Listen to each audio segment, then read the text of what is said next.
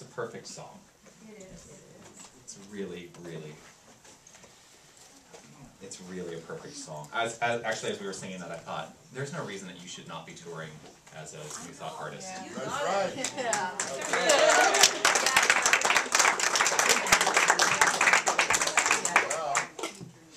So, the Oscars are tonight. Yes. I am from Los Angeles, so... Do you have a red carpet in your home? No, I don't have a red carpet in my... Yeah. Not yet. But I have walked a red carpet. Have you? I have, yes, for the, premiere of the one film that I did that I will never tell you. I know. All you have to do is Google me. You can find it so easily. But I will tell you, the only reason that I don't tend to say the title of that film out loud, because it's not that I'm ashamed of my work in the film. It's just a terrible film. I mean, it is a really, really bad film. Heaven forbid that the producer is now watching this. Pick up the tape. A long time ago. It was about 10 years ago that I did that film. Anyway, no, I love the Oscars, and I actually really love awards shows. I really love awards shows. I like to see everybody get dressed up. I don't really care about, who's the most fashionable. I don't watch any of that, but I like to see everybody get dressed up and put on the glitz and the glamour. And, in LA, you cannot escape it. You just can't escape it. It's everywhere. In fact, I used to live about 3 blocks away from the Kodak Theater. I lived about 3 blocks away for about 3 years when I was living in LA. And it's fine and dandy, except you have to drive everywhere in Hollywood, and they shut down Hollywood Boulevard between La Brea and Highland.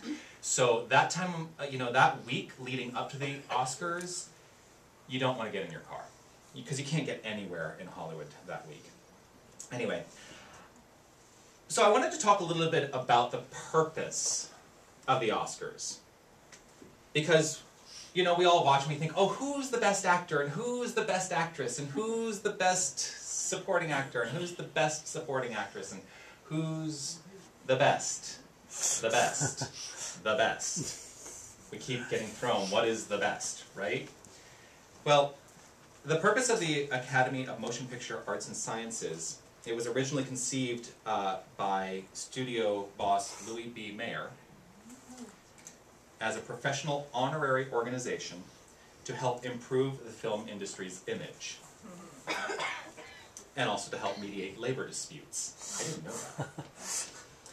Now the Oscar, the award itself, now one thing is that there are actually many different Academy Awards. We actually only watch one of the awards. There are like 16 different versions of the Academy Award that are given out. We watch only one version of it.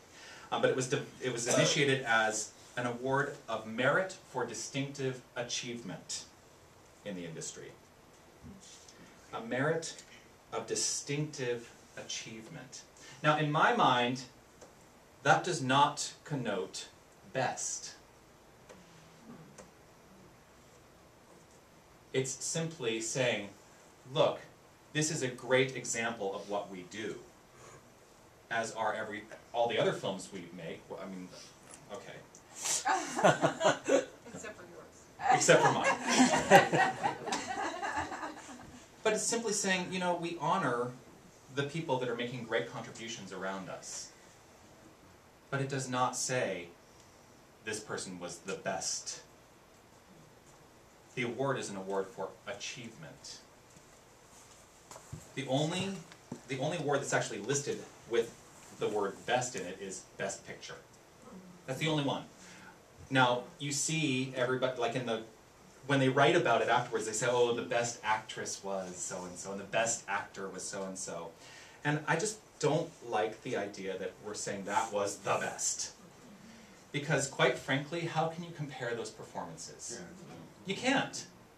You cannot say that one was better than another. They're different.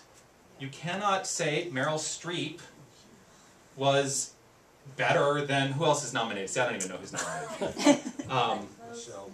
Michelle Williams. So here's a woman playing Margaret Thatcher. How do you compare that to a woman playing Marilyn Monroe? You can't. Now, perhaps if they were both playing the same role, then you could make a comparison and say, oh, that one was better, or that one was the best. So let's get away from the idea there is a best. Now, the reason that we go there, and the reason that producers really push that is because, well, it sells tickets, right? And that, I think, is what the Academy Awards have really turned into. It's a marketing tool now to sell tickets. Now you may be asking, what does any of this have to do with the science of mind? Where is he going with this, right? It's all God. It is all God. But it's a matter of how the law of cause and effect is being used. You know, producers are playing a funny game with the law of cause and effect. Because first of all, what they're trying to do is, well, they want their picture to be considered. So I don't know if you know about, Hollywood Reporter and Variety. You get these, industry publications, and around, November, December, you start seeing these full-page, beautiful color ads that are all titled, "For Your Consideration." For your consideration. So first of all, they want to be recognized just to get a nomination. And then they announce the nominees. Well, that's great, because just the announcing of the nominees starts to sell tickets, right? Yeah. Because all of a sudden people are saying, oh, that person was nominated, I need to go see that movie. And then, of course, they want their nominee to win. They want the nominee to win, because that sells even more tickets, and helps with DVD sales, and helps with that future of the film. But I'm going to ask you a question. Does anybody remember who won Best Actor last year?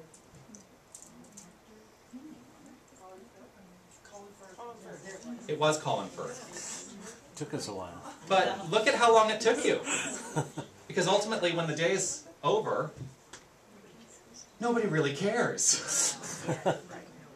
It sells the tickets, you go see the movie, you get the DVD, and the producers have done their job.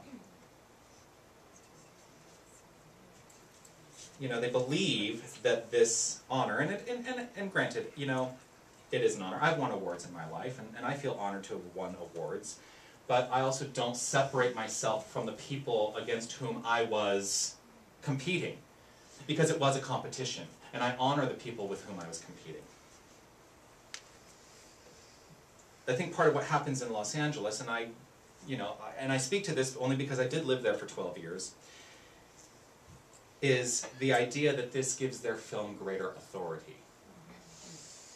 Because forever it is known as the Academy Award-winning picture, blah, blah, blah. Or the Academy Award-winning actor, blah, blah, blah. Even the Academy-nominated actor, blah, blah, blah. That they can now forever sell tickets that way. And ultimately it's a backwards approach. It's a backwards approach to how mind can be used. Because mind is more effectively used by being the cause than looking for the effect. It is more effectively used by being the initiating force rather than looking to be the best. Because being the best is simply a circumstance.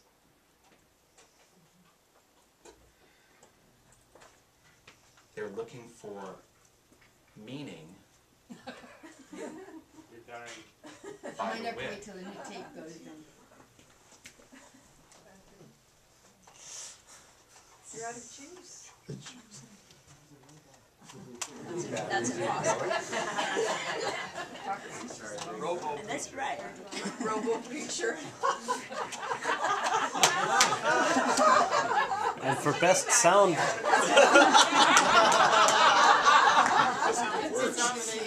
Thank you. The magic of You must have said enough. Is this live or is it memorized? You said it was going to be fun. Yeah, today is a fun day. Today is a day of surprises. Anyway, so where was I? So I'm talking about the Academy Awards and meaning and effect. About the best. And anyway, no, the concept that it's a backwards approach to how you can. It's a backwards approach to life. They're looking for meaning and money in the win. They're looking for the meaning. I'm going to say that again. The meaning and the money in the win. Don't you think a film might be more successful if they looked for the meaning within the film itself? Amen. And honored the film itself as a creative aspect of the divine energy that we all are sharing? The win really doesn't mean anything. It's simply a condition. And the meaning, my feeling is, the meaning should come on the merits of the film alone. And I'm not saying don't be discerning, because we all know what we like, right? Now, if Hot Tub Time Machine is your thing, who am I to say? It's not my thing. That is not the film I was in.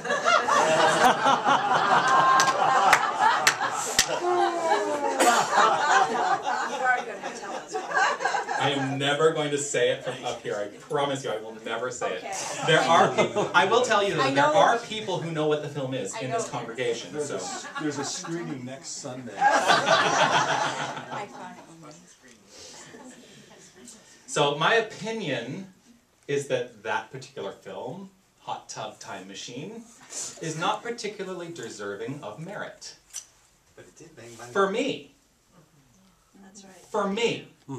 Because all I can ever worry about is myself. Hallelujah.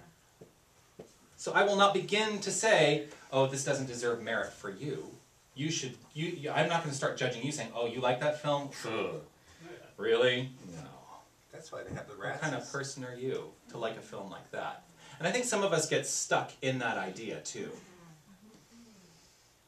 It happens occasionally, right? We start to judge other people because of what they like. But why don't we focus more on ourselves and what we like, without stepping into a place of judgment?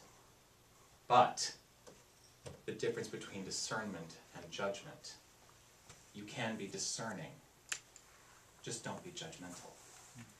Now the difference between discernment and judgment is discernment is an opinion that is outside the idea of being personal. The minute you take a discernment or an opinion and make it personal, you've now stepped into judgment. There's usually heat behind it. That's a great indicator of whether or not you are being judgmental or discerning, is if there's heat behind what you are believing and thinking and saying about somebody else or about something else. I think I've said this in here on a Sunday before, but you know, classes, Sunday service, it all runs in, becomes a mishmash in my own mind. But a great example of this is if you go and you have a meal at a restaurant and you don't like the meal, that's okay. You cannot like the meal. That's discernment. The minute that you decide that the chef is an idiot for having served you the meal, that's judgment. It's now personal. It's about the chef, right? So the function of the Academy of Motion Picture Arts and Sciences is to recognize distinctive achievement. It was not to sell more tickets. So where I go next is the studios are now giving their power away to an outside idea, something outside of themselves, and putting the power, the idea of the power in that. They're putting the idea in the power of the gold statue. Ah, there's the title of my talk.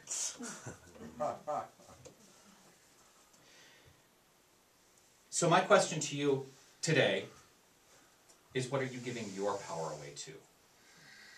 What are the golden statues in your life?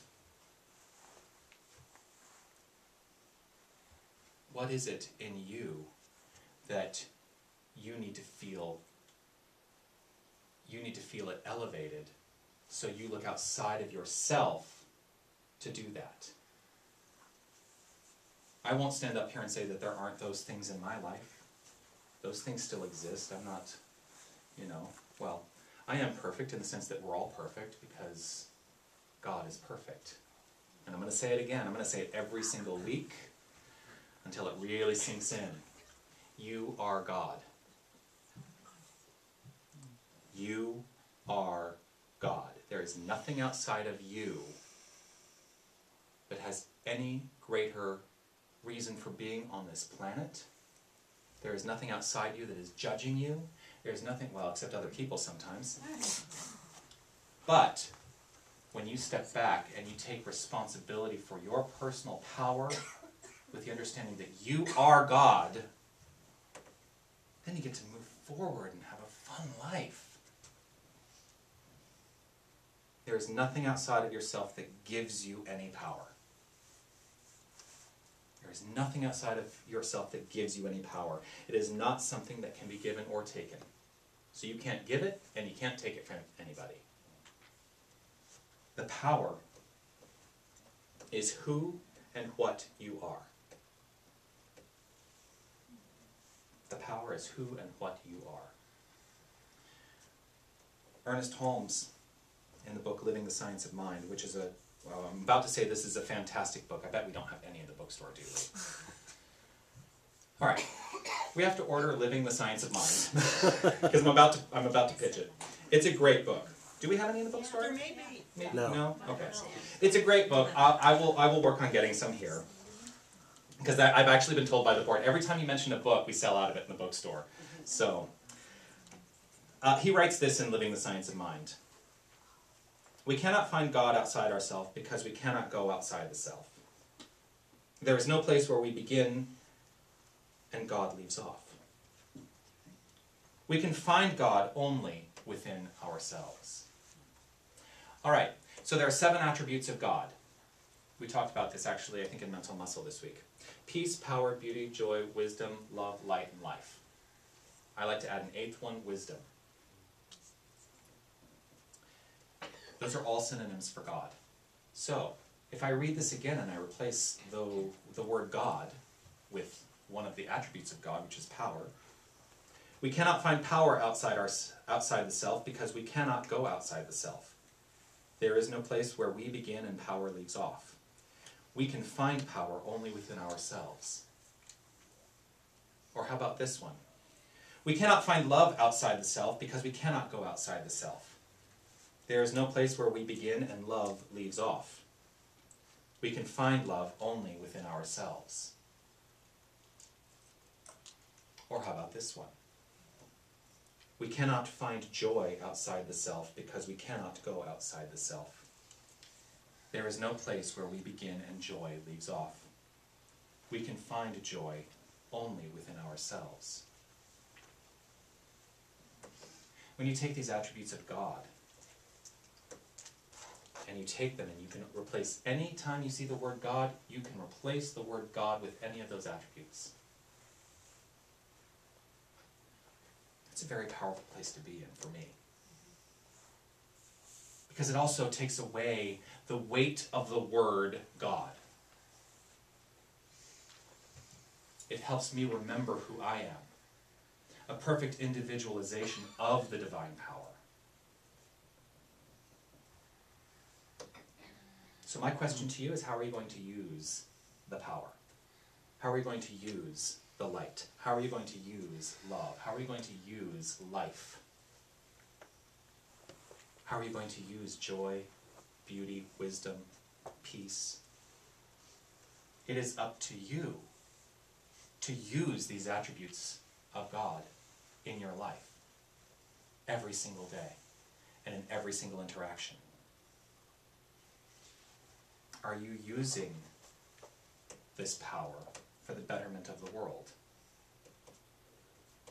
And not just the world at large. Are you using this power for the betterment of your own world? Or are you stepping back and assuming or allowing the conditions of the world, the golden statues of the world, to take precedence in your life and tell you who you are? There is nothing out there that defines you. You're responsible for you. No one else. And no one else is responsible for you or to you in any way. So the real winners in my book are the people who are doing that in their lives, recognizing that the power is present within them and expressing from that place.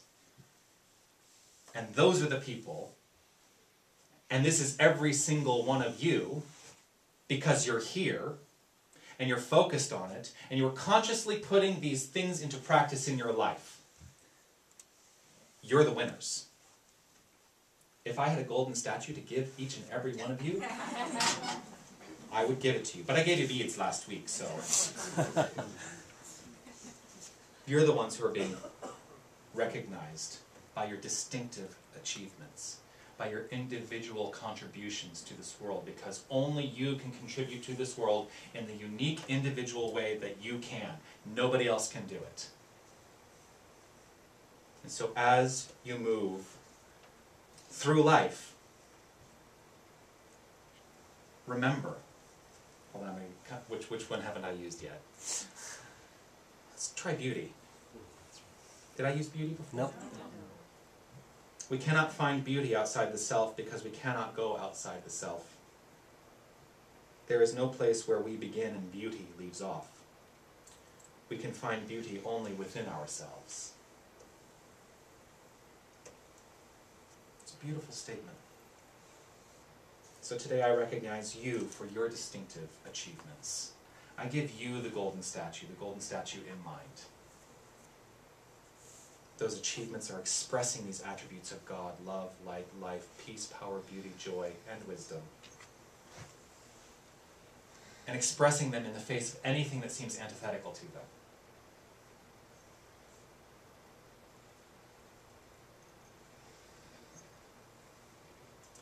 So, live the passion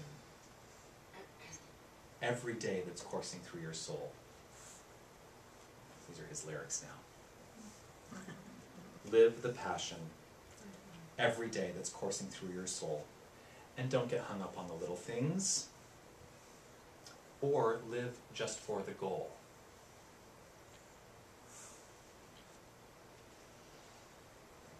It will naturally unfold. That's the truth. So I invite you to share with me this truth. I invite you to live this truth. And I invite you to move forward today and every day from this truth. You are God, you are beautiful, I love you all, and I appreciate you all being here just to listen to me today. Namaste.